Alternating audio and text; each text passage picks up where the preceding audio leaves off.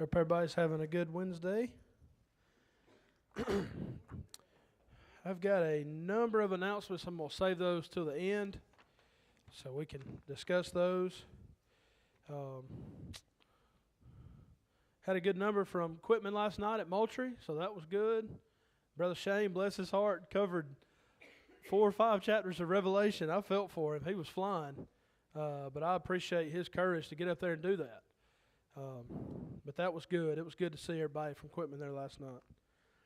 We're going to be in Judges 16. We'll kind of recap from 14 and 15, but mainly we'll be in chapter 16, which is the last chapter, talking about Samson and Samson's death.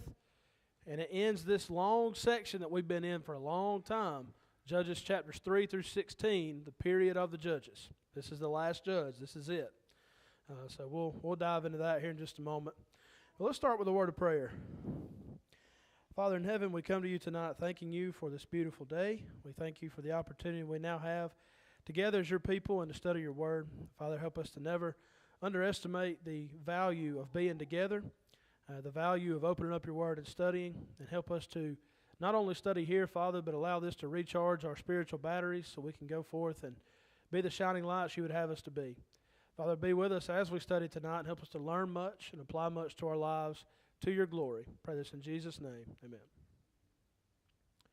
So before we start with Judges, I came across something earlier. And if you're like me, you'll find yourself checking a score, checking a post, and you'll flip one time and you'll see something. Well, that's what happened to me today.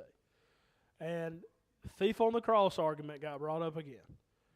And Brother Bradley's laughing. He probably saw the same one I saw. And that argument has been brought up for centuries, I guess. But I want to give you one verse that destroys the whole argument. Mark chapter 2 and verse 10. If you're ever in a discussion with somebody that brings up, well, thief on the cross didn't do that, or I want to be saved like the thief on the cross. First of all, no, you don't. Second of all, Mark chapter 2 and verse 10. There is the one verse that you need. That's all you need. And until that is answered, you don't need to go anywhere else. Because you have to ask this question. Was Jesus still alive when the thief on the cross was saved? He was. Today you'll be with me in paradise.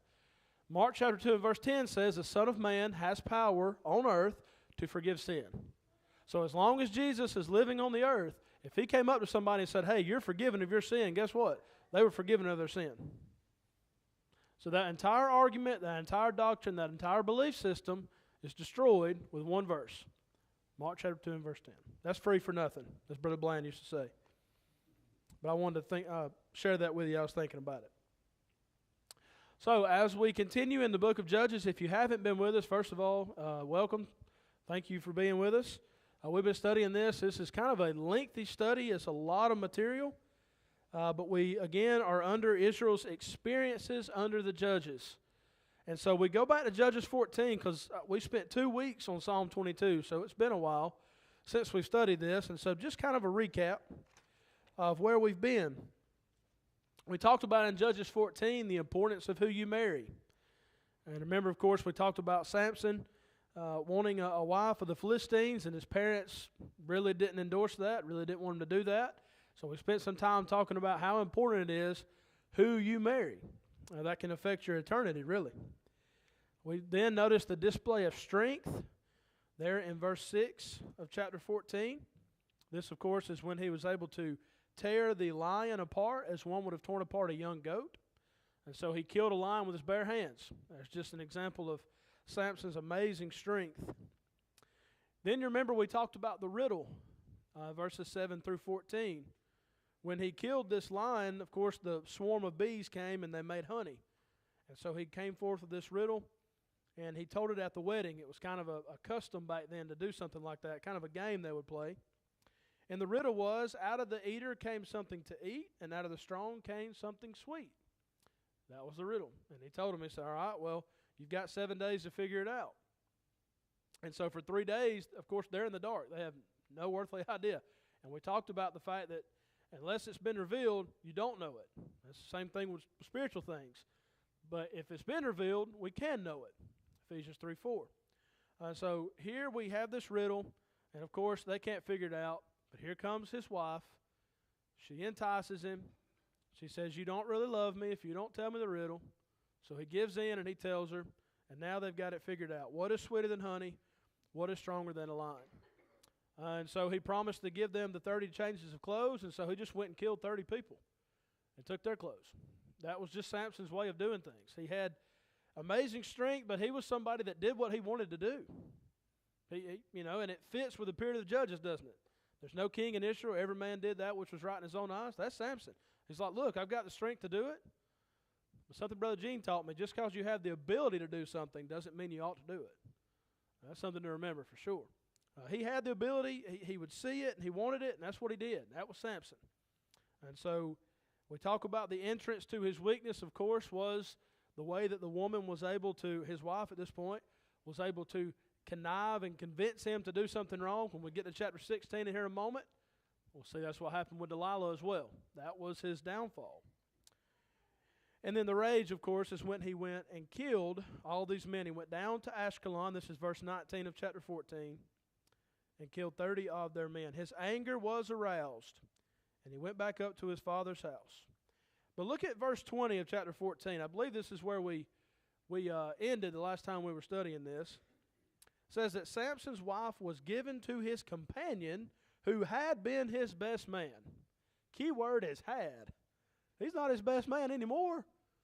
I mean, you read that and you're thinking, what just happened? This is the best man at his wedding. And the father said, well, Samson's not here, so I'm going to give you away to his friend over here.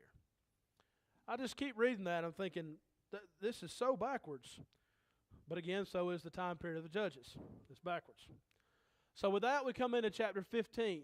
And I believe we just started with this first point the last time. Yes, we did. I remember saying it.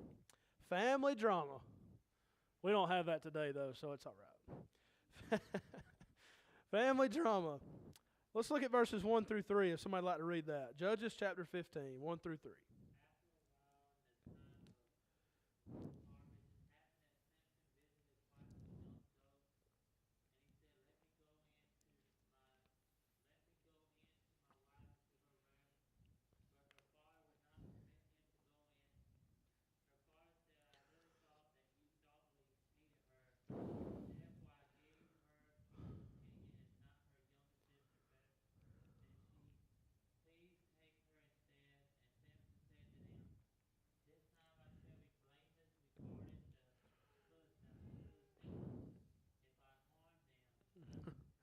All right, thank you. So he goes home to see his wife. Can you imagine, though, her father's like, no, you can't see her. That's what's happening. And he said, well, I thought you hated her, so I just decided to give her to your friend. But hey, her younger sister's right here. She's fine. Amazing to think about this. When you read it and you just walk through the narrative and you try to picture it, and that's the way to read and study the Bible. The Bible is such a lively, rich, colorful book. And if we're not careful, we'll just kind of read it and close it and move on. No, put yourself there and think about it. Think about this situation that's going on. So Samson says, all right, well, whatever I decide to do, I'm justified now. Because this is on you. Whatever's about to happen, that's his way of thinking. And with that, we have another display of his strength. We've already talked about, of course, him killing this lion. And do you remember the phrase that is connected with Samson and his strength?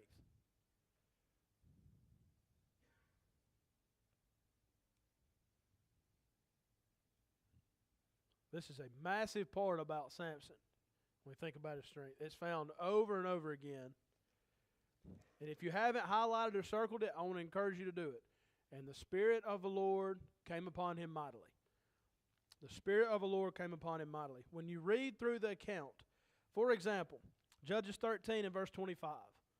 The Spirit of the Lord began to move upon him. All right, you get into chapter 14 and verse 6. The Spirit of the Lord came mightily upon him, and he tore the lion. Do you notice that? Before he does this great act of strength, the Spirit of the Lord is coming upon him. Verse 19 of chapter 14. The Spirit of the Lord came upon him mightily, and he went down to Ashkelon. So he's not doing this on his own accord. That's important. And that is the phrase that we keep finding. Chapter 15 and verse 14. The Spirit of the Lord came mightily upon him. So that is a very important phrase when you're studying the life of Samson. I want to encourage you, if you haven't, highlight or circle or underline those. But here is the display of strength. Someone read verses 4 and 5, please.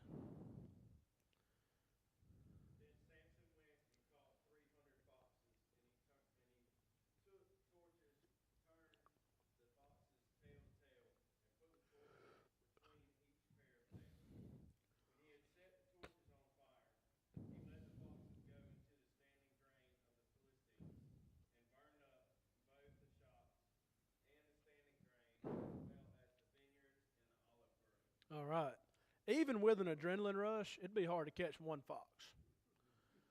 But he caught 300 of them. One translation or one commentator said these were jackals, which would have been more common in that area. Regardless, fox, jackal, dog, it don't matter. This is no ordinary feat, which is what's important for us to note. But he went and caught them, but think about the damage that this is going to do. And we're about to see how the Philistines act. He grabs the tails, ties them together, and lights them on fire. And, of course, the foxes are going to run, and he carries them over this field, and in just a matter of moments, this field is absolutely destroyed. So that is what is taking place. But, again, this is a display of strength. This is not normal. This is supernatural strength that he has, that he's able to carry this out. And remember, this is based on what took place with his father-in-law. And he's just come off killing these 30 men. I mean, Samson is just in a fit of rage, really, when you look at it. When you keep the narrative flowing. It's just one fit of rage after the next. And he's got the strength to do it. So this is another display of strength. Now we come to the consequences. And that's something that we've got to remember is choices have consequences. They can be positive. But, of course, they can be negative as well. So let's read verses 6 through 10. Someone, please. Then the Philistines said, Who has done this? And they answered, Samson, the son-in-law of Timnah, because he has taken his wife and given her to his companion. So the Philistines came up and burned her and her father with fire. Samson said to them, Since you would do a thing like this, I will surely take revenge on you, and after that I will cease. So he attacked them hip and thigh with great slaughter. Then he went down and dwelt in the cleft of the rock of Etam.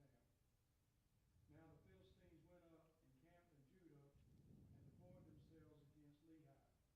And the men of Judah said, Why have you come against us? So they answered, We have come up to arrest Samson and to do to him as he has done to us. All right, thank you. So you see the back and forth that's going on. This, of course, was planned, wasn't it? God was going to use Samson against the Philistines because Israel was being oppressed by the Philistines. So all of this was coming together. But here you see that what Samson does, there are going to be these consequences. He's not just going to be able to do this. And so since he had the fire to do that, look at that language. The Philistines came up and burned her and her father with fire. So here's Samson already in a fit of rage. And now he says, since you would do a thing like this, I will surely take revenge. And then he says, after this, I will cease. Well, we know he's still got more left in the tank that he's going to be doing. That phrase in verse 8, hip and thigh, that means all day long, top to bottom. He was no matter what was happening with the people around him, he was in total control as he fought them. And so the Philistines went up, they encamped, and they said, all right, we're here to get Samson. Now this next point, I had to think about it when I worded it, but I did this on purpose. I believe there's a modern day application for us. When we think about the cowardice of the men of Judah. Now, what should they have been doing when it came to Samson? Protect and support him. He's one of their own. But I want you to notice what they say. Somebody read 11 through 13.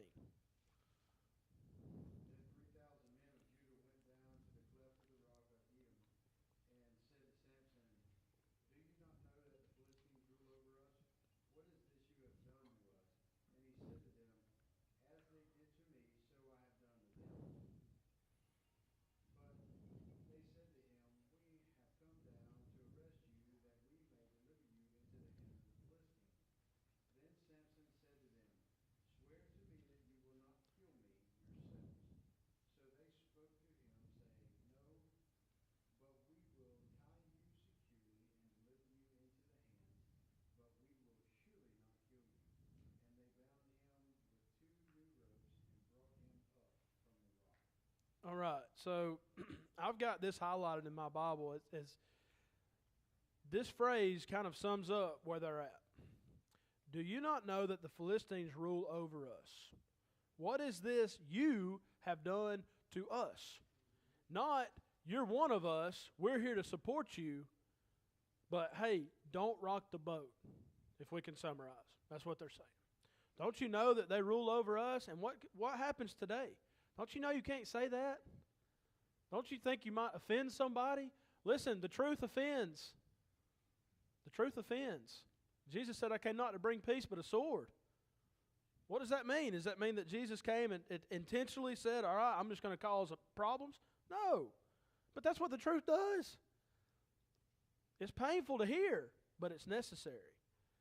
And here we think about our culture today, the cancel culture, cancel society, whatever you want to call it. You can't say that. Don't you know who's in control? Yes, I do. God is. And I can speak where the Bible speaks and back it up and do so with love. But just to go along and let everybody else and the talking heads and the politics and all that run the show? Absolutely not. They're not in control. God is. And so as God's people, as the salt and the light, we got to take that seriously. But here they said, hey, the Philistines rule over us. Don't do this. Don't rock the boat. Don't cause any problems. It's not that we intentionally go out and cause problems. That's not what I'm saying. But we got to take a stand for truth. And not say, well, you can't say that. Can't do this. Can't do that. So do you think Samson was right then in his outburst of anger towards the Philistines by destroying their crops and things along those lines? I mean, obviously, maybe I don't know if it's right or wrong, but he had the strength. He did have the strength. Spirit at the time, so I don't know. Was it wrong of him to do that, to destroy all their crops and property? I would say that God certainly didn't endorse it because we have to harmonize that with vengeance belongs to God. But he had the strength from the But Holy Spirit. yes, the Spirit of the Lord was on him. And there's another thought. The Philistines oppressed Israel. So in the big picture, he was carrying out this will against the Philistines because they were the enemies of God. Remember the providence of God. Oh, yeah. God is in control. It's always in control. That's right. And Cole, to your point, when we get to 16 here in a minute, it's not really Samson versus the Philistines. It's against Dagon, their false god, and God. So really it's pointing up to who's in control. Sure, and I'm just from the Jew standpoint there. Mm-hmm. You know, maybe they're thinking, well, Samson went and did all this stuff, and you know, it probably wasn't right for them to do that. So, Exactly. I mean, maybe in their mind they're thinking, hey, maybe he really shouldn't have done that. Maybe we should just. Now we're going to be in trouble because of what Samson did. And it really wasn't right of him to do that. Yeah. You know, but who's to say God doesn't say in the Scripture if he was right or wrong by doing that? Right. I'm just trying to think of their mindset. Oh, yeah. They would just turn them over. Depends on worldly wisdom. And I think that would be it, is in their minds they're thinking, hey, this might cause some problem for us. So Samson, we're going to deliver you over there because you're causing too many problems. And we don't want to take the fall. Instead of, hey, this is one of our guys. Let's go fight them.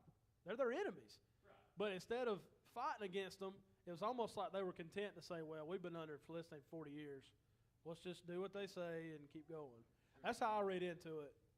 But that, to me, is a coward's approach instead of, hey, Samson went and did this, and no, maybe he shouldn't have lashed out, but we got to support our guy. That's right. We got to stick with him, and those are our enemies.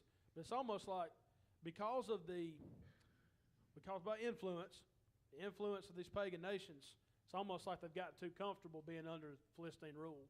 Let's just not rock the boat and mess with them. So that's a good thought, though, and it's kind of hard to tell, but from my vantage point, it seems like the Israelites are saying, let's not cause any friction here. Let's let them keep doing their thing. So, mm-hmm. That's another point. These are God's people, and this is the man who's leading them. That's another thing to think about. This is their leader. That's right. Samson's he's the judge. He's the man, and they had to support their leader, but they weren't at this point. Drew, I got something Yes, sir. interesting to me. Okay. So the word rose is used 47 times in the Bible. That's cool. Only 3 times in the Bible does it say new rose. Wow. And now it says rose multiple times in Judges. Yeah. But the only 3 times in the Bible that I can find in my 5-minute study that talk about new ropes is because of Samson. How about that? That's awesome. That word called me off, just saying new ropes. So Yeah. is that the study I found on that one? And the idea is that it would be as strong as possible. There's no wear and tear. Yeah, that's awesome, Scott. That's great. That's what the Bible, that's what it'll do to you now. You start on that track. Nothing like a word study. That's awesome. And that's what they did. They bound him with 2 new ropes, and that is important. There's no wear and tear. And so if he were to tear through it, they said, oh, well, it was because it was old. No, these things were fresh and new and strong. And so here we have Samson's rage, and I put in parentheses once again. So again, as you study the narrative, he's just continually in a fit of rage. Look at verses 14 through 17. When he came to Lehi, the Philistines came shouting against him. Then the Spirit of the Lord, came mightily upon him, and the ropes that were on his arms became like flax that was burned with fire. And his bonds broke loose from his hands. He found a fresh jawbone of a donkey, reached out his hand and took it and killed 1,000 men with it. Then Samson said, with the jawbone of a donkey, heaps upon heaps, with the jawbone of a donkey, I have slain 1,000 men. And so it was, when he had finished speaking, that he threw the jawbone from his hand and called that place Ramoth Lehi. Yes, sir. So again, we talk about some of his moments of strength. Here it's not killing 30 men, it's killing 1,000 men. It's amazing to think about, isn't it? And you picture Samson in this position. He uses the strength to break out of these new ropes. And not only does he have all of these people from Judah. I mean, if you go back to verse 11, 3,000 men of Judah went down to the cleft. He's got all kinds of people against him, even his own people that are not backing him up at this point. And so Samson is think about a dog in a corner, right, in survival mode. That's kind of what I picture here with Samson, and he unleashes all this strength. Going back to Cole's point, the Spirit of the Lord came mightily upon him. Superhuman, supernatural strength is what he had. And he had the choice how he was going to use it. And he chose right here, he was going to take it out on 1,000 men with the jawbone of a donkey. Powerful to think about. And so he is able to unleash on all of these people. And so now we come to a really, really interesting part. If we can start by reading it, verses 18 through 20.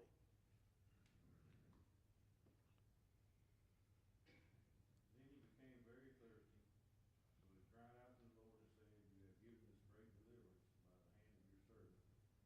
And now shall I die of thirst and fall into the hand of the uncircumcised. So God split the hollow place that is in the eye, and water came out, and he drank.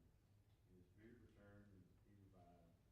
Therefore he called his name Enhakkore, which is in Lehi to this day. And he judged Israel 20 years in the days of the Philistines. All right, thank you. So here we notice that he's still human. Yes, he had an amazing strength, but he became very thirsty. And I want you to notice that he gives glory and credit to God here. Now, prior to this, he hasn't done that. In fact, this little song that he sang, with the jawbone of a donkey, I have slain 1,000 men. There was no credit given to God or the Spirit of God. But here, when he finds himself at the point of, I'm about to die, now he calls out to God. Now, we see that even in today sometimes. Yeah. I'm talking about when he started, things didn't go his way, he started crying out to God. Yeah, Hadn't that been going on ever since they left Egypt? no doubt. 100%.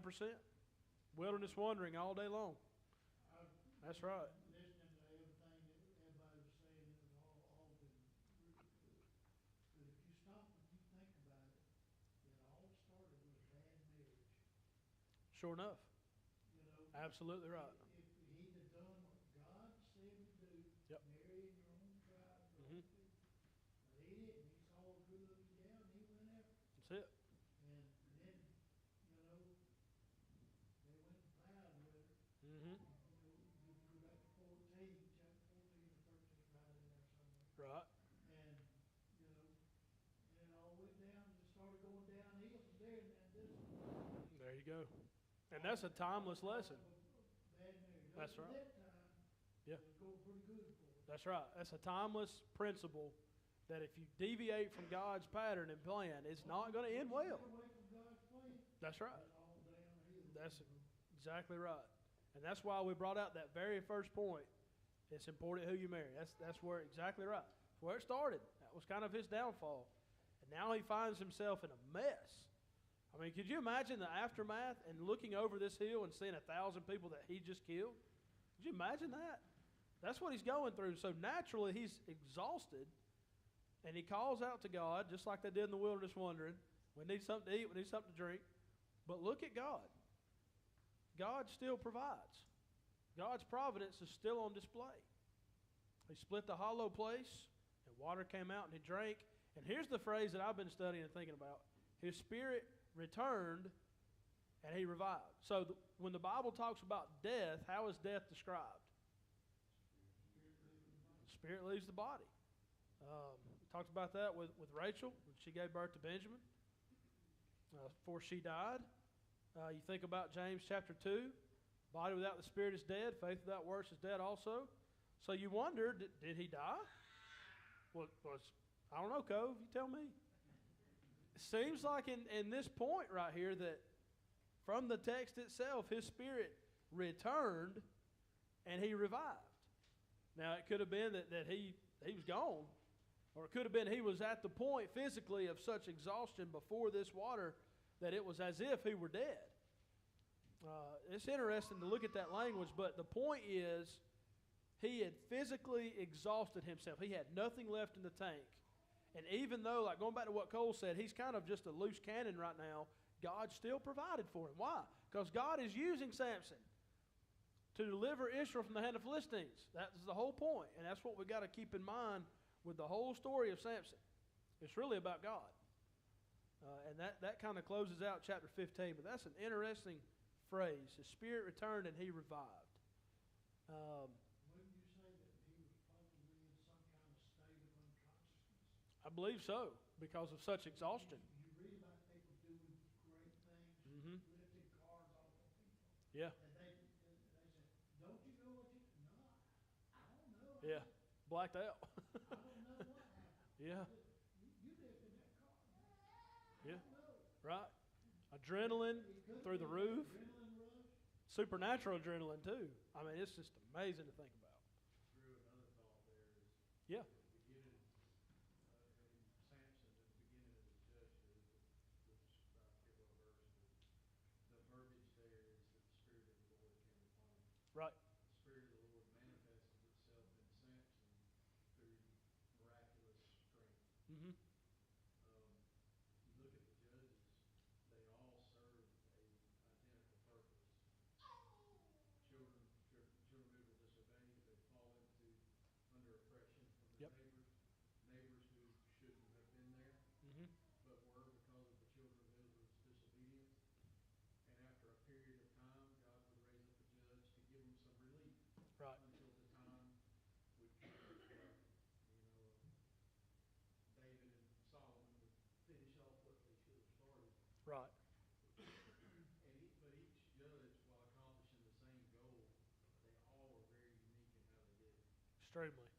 And in Samson's to me, he's the most interesting and the most unique because he didn't leave an army of 300 like Gideon. He Mhm. didn't, with Jair that had a big army. He didn't lead these rebellions. It was just him. Yeah, that's right. Just him, and what makes him so unique, think about Gideon started out with 10,000 men, Right. and he went down to 300. What was the purpose of that? The purpose Mhm. was so that the credit would go to God, not to Gideon and his great army. Exactly. Exactly. Here you have that almost taken to the next level. God chooses a family, they have a son, and he chooses one person Yeah. who single-handedly does what the entire combined tribes couldn't do That's right. together. Yeah, it kind of hits the apex of how important it is to drive out those nations. That going back to Judges chapter 1 and 2, they didn't do. They didn't completely drive them out. And you're right. It's They all served as a bridge, if you will, to that next stage in this cycle, in this vicious cycle of Judges. That's a really, really good point. And Samson, very unique in that he judged, and going back to verse 20, he judged Israel 20 years. So all of this in these 2 decades as he's trying to bridge that gap to the next stage. And so with that, we come to the final section in this long section of Israel's experience under the judges. This is where it ends. This is a chapter that brings it all to a close. And here we have Samson and Delilah. And your Bible might even have that title there. I want you to notice, and for time's sake, I'm going to kind of look through this with you and bring out a few thoughts. But Samson's failure to control the flesh. That's a common theme with Samson. But notice in verse 1 it says, Samson went to Gaza, he saw a harlot, and he went into her. That to me it sums up his mindset. It's just carnally minded. And an animal instinct, really, is what Samson has. He's just had this great victory. He's exhausted. He's revived. And instead of giving glory to God and instead of going away in prayer, here's what he does. Carnally minded. And he gives in to the flesh. And so the Gazites were told, Samson's come here. They surrounded the place. And they said, we'll wait in the morning and we'll go kill him. The Bible says that Samson lay till midnight. Then I want you to notice this. He arose at midnight. He took hold of the doors of the gate of the city, the 2 gate posts, pulled them up, bar and all, put them on his shoulders, and carried them to the top of the hill that faces Hebron. All right, so when you read that, obviously that's amazing that he has the strength to do that. But here's another amazing fact. One translation or one commentator says the distance would have been 9 miles to get to this point. Another says from Gaza to Hebron is about 40 miles. So if he moved at 9 feet, that's still amazing. But 9 miles would have been uphill, carrying these doorposts of the city. But if he went the full length with the whole distance around, it would have been a 40-mile trip. Just walking 40 miles with nothing would be difficult. But he's got the post of the city on his shoulders. It's amazing when you think about his strength, his superhuman strength. But look at the failure to control the flesh. It's almost like he's searching. He's searching. And he's not finding any kind of relief. He's just full of rage. It's just one moment of rage to the next. And that's what we find with Samson. But then we come to, of course, his relationship with Delilah. He loved a woman in the valley of Sorek. Sorek was 13 miles southwest of Jerusalem. And so we're not very far from, of course, a very important place. Her name was Delilah. The lords of the Philistines came to her and said, entice him and find out where his great strength lies, and by what means we may overpower him, that we may bind him to afflict him, and every one of us will give you 1,100 pieces of silver. All right, that's interesting, because of course you think about Joseph, think about Jesus, of course, 30 pieces of silver. This is a lot more than that.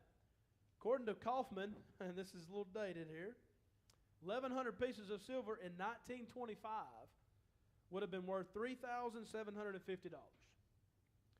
I said 1925. I don't know if you could Google that or what, but you might say, all right, what would be the price of that today? But imagine $3,750 in that time.